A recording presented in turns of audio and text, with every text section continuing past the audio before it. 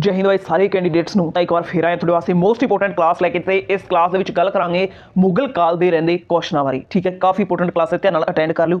ਤੇ ਚਲੋ ਫਿਰ ਸ਼ੁਰੂ ਕਰਦੇ ਹਾਂ। ਇਹ ਜਿਹੜਾ ਕੁਐਸਚਨ ਪਾਣੀਪਤ ਦੀ ਦੂਜੀ ਲੜਾਈ ਬਾਰੇ ਪੁੱਛਿਆ ਗਿਆ ਇਹ ਮੈਂ ਤੁਹਾਨੂੰ ਲਾਸਟ ਕਲਾਸ ਦੇ ਵਿੱਚ ਪੁੱਛਿਆ ਸੀ ਤੇ ਕਿਹਾ ਸੀ ਵੀ ਇਸ ਦਾ ਜਵਾਬ ਤੁਸੀਂ ਕਮੈਂਟ ਕਰਕੇ ਭੇਜੋ। ਬਟ ਇੱਕ ਦਾ ਕੈਂਡੀਡੇਟ ਜਿਹੜਾ ਉਸਨੇ ਹੀ ਜਵਾਬ ਲਿਖਿਆ ਸੀ ਤੇ ਬਹੁਤ ਮਾੜੀ ਗੱਲ ਆ ਬਈ, ਜਿਹੜਾ ਕੁਐਸਚਨ ਤੁਹਾਡੇ ਤੋਂ ਪੁੱਛਿਆ ਜਾਂਦਾ ਉਸ ਦਾ ਜਵਾਬ ਤੁਸੀਂ ਜ਼ਰੂਰ ਲਿਖਿਆ ਕਰੋ, ਤਾਂ ਹੀ ਤੁਹਾਡੀ ਨੌਲੇਜ ਜਿਹੜਾ ਉਸ ਦਾ ਪਤਾ ਚੱਲਦਾ ਹੈ। ठीक है, तो इस सवाल का सही जवाब बनता है जी पानीपत की दूजी लड़ाई जी है 5 नवंबर 1556 ਨੂੰ अकबर और हिमू विचाले हुई सी। ठीक है, तो अकबर जित गया सी। चलते हैं next question level. Question number है जी 341 पूछा गया जी बेरम खान की हत्या किसने की सी। क्वेश्चन नंबर तो सुन लो, बेरम खान की हत्या किसने की सी तुसीं दसना। तो सही जवाब बनता है जी मुबारक खान ने। मुबारक खान ने जोड़ा है बेरम खान मार दिता सी जी 31 जनवरी 1561 ਨੂੰ। ठीक है, ये जोड़ा है मक्का की तीर्थ यात्रा से गया होया सी ते राह दे विच ही मुबारक खान ने बेरम खान की हत्या कर दी। तो बेरम खान जोड़ा है अकबर की लाइफ के काफ़ी इंपोर्टेंट सीगा। चलते नैक्सट क्वेश्चन लेवल। पूछा गया जी अकबर का सेनापति कौन सी।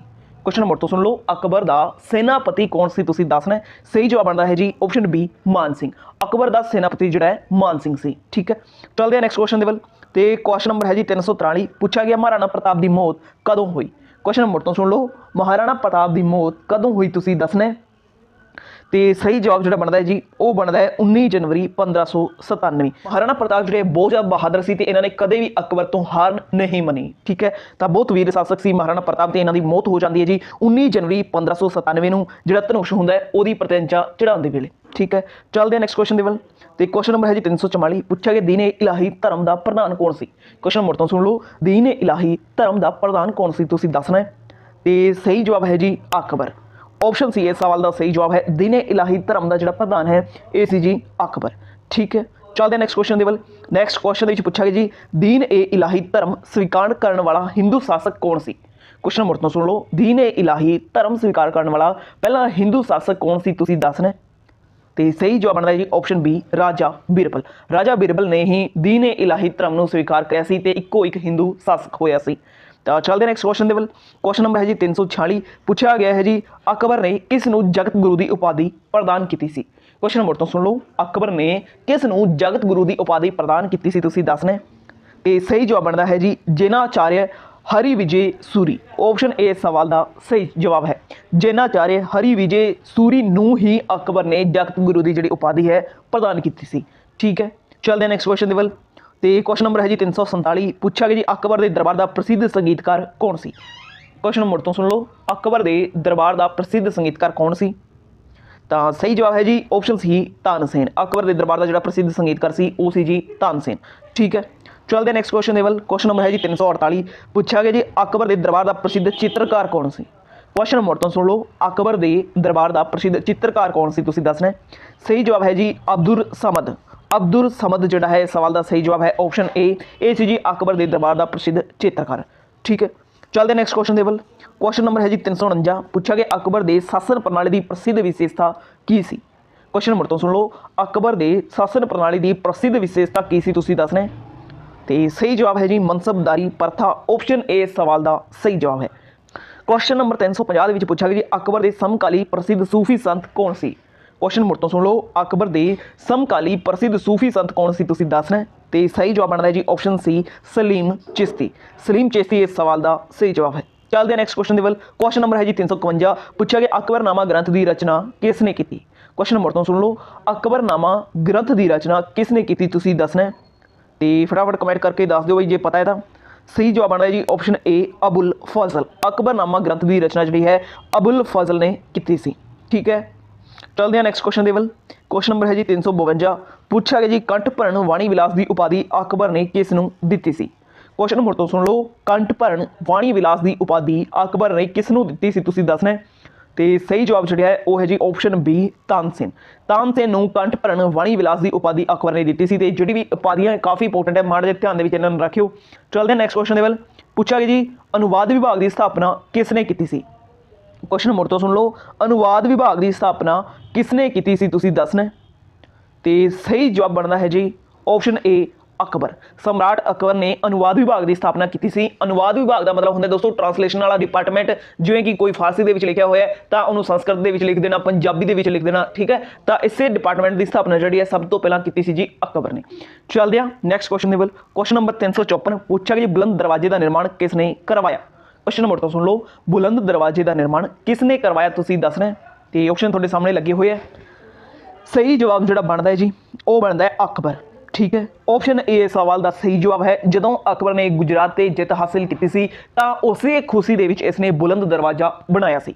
चलते हैं नैक्सट क्वेश्चन लेवल। एक क्वेश्चन नंबर है जी 355, पूछा गया अकबर का उत्तराधिकारी कौन सी। क्वेश्चन नंबर तो सुन लो, अकबर का उत्तराधिकारी कौन सी तुसीं दसना। तो सही जवाब बनता है जी ऑप्शन ए सलीम। सलीम जिहड़ा उसका पुत्र सी उही उत्तराधिकारी बनया सी ते अगे जाके आपका नाम रख लेंदा जी जहांगीर। ठीक है, चलते हैं next question level. Question number 256, पूछा गया जी जहांगीर का जन्म कदों होया। क्वेश्चन नंबर तो सुन लो, जहांगीर का जन्म कदों होया तुसीं दसना।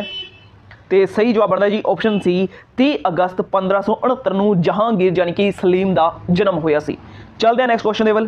तो क्वेश्चन नंबर है जी 357, पूछा गया 1526 ईस्वी के बाबर ने किहड़े शासक नूं हरा के मुगल साम्राज्य की स्थापना की।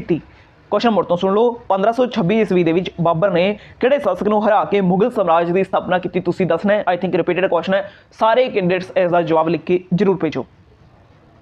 तो सही जवाब बनता है जी ऑप्शन बी लोधी वंश। लोधी वंश को हरा के बाबर ने मुगल वंश की स्थापना की सी। तो चलते हैं next question level. Question number 358, Panipat का पहला युद्ध कदों होया। पता ही नहीं भाई कितनी बार रिपीट हो चुके क्वेश्चन, फिर भी इंपोर्टेंट है, तुसीं इसका जवाब लिख के भेजो कि पानीपत का पहला युद्ध कदों होया सी।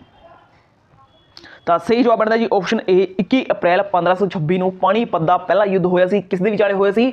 ਬਾਬਰ ਅਤੇ ਇਬਰਾਹਿਮ ਲੋਧੀ ਦੇ ਵਿਚਾਲੇ। ਇਬਰਾਹਿਮ ਲੋਧੀ युद्ध ਦੇ ਵਿੱਚ ਮਾਰਿਆ ਗਿਆ ਸੀ। ਬਾਬਰ ਜਿੱਤ ਗਿਆ ਤੇ ਇਸਨੇ ਮੁਗਲ ਵੰਸ਼ ਦੀ ਸਥਾਪਨਾ ਕਰ ਦਿੱਤੀ ਤੇ ਇਸ ਦੇ ਵਿੱਚ ਬਾਬਰ ਨੇ ਤੋਪਾਂ ਦਾ ਯੂਜ਼ ਕੀਤਾ ਸੀ। ਤੋਪਖਾਨਾ ਹੀ ਉਸ ਦੀ ਇੱਕ ਮੁੱਖ ਕਾਰਨ ਸੀ ਉਸ ਦੀ ਜਿੱਤ ਦਾ। ठीक है, तो बाकी डेटा बाद ਤੁਹਾਡੇ ਨਾਲ शेयर करांगे आने वाले क्वेश्चनों के। फिलहाल याद रखो कि 21 अप्रैल 1526 ਨੂੰ पानीपत का पहला युद्ध होया सी। दूजा 56 ਨੂੰ होया सी। तीजा तुसीं कमेंट में लिख के भेज दो।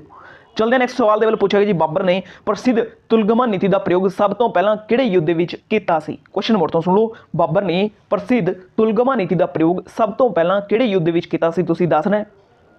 ऑप्शन थोड़े सामने लगे हुए है। तो सही जवाब है जी ऑप्शन बी पानीपत के पहले युद्ध विच बाबर ने तुलगमा और तोपखाना दोवें का यूज जिहड़ा है पानीपत के पहले युद्ध विच कीता सी ते इसे कारण वो जित भी गया सी।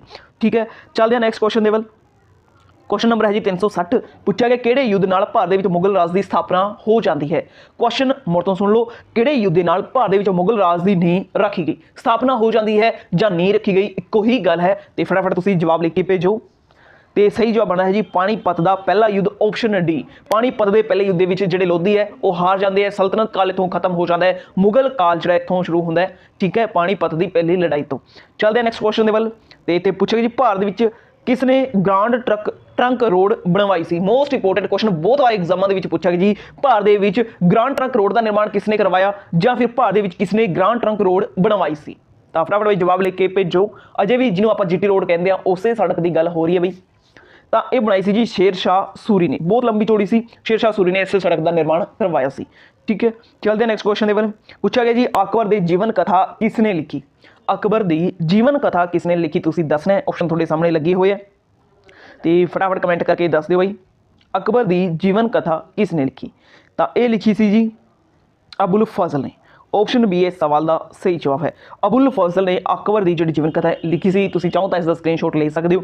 चलते हैं आप नैक्सट क्वेश्चन लेवल। तो पूछा गया जी गुजरात की जित की याद के अकबर ने किसका निर्माण करवाया। मोस्ट इंपोर्टेंट क्वेश्चन, पहला भी मैं तुहानूं दस्सिया सी। फटाफट तुसीं दसो कि गुजरात की जी जित सी उस तो बाद अकबर ने किहड़ी चीज़ का निर्माण करवाया सी उसकी जित की याद के विच। तो इन्हें बनाया सी जी बुलंद दरवाजा। ठीक है, ऑप्शन बी इस सवाल का सही जवाब है। गुजरात की जित तो बाद अकबर ने बुलंद दरवाजा जिहड़ा उसका निर्माण करवाया सी।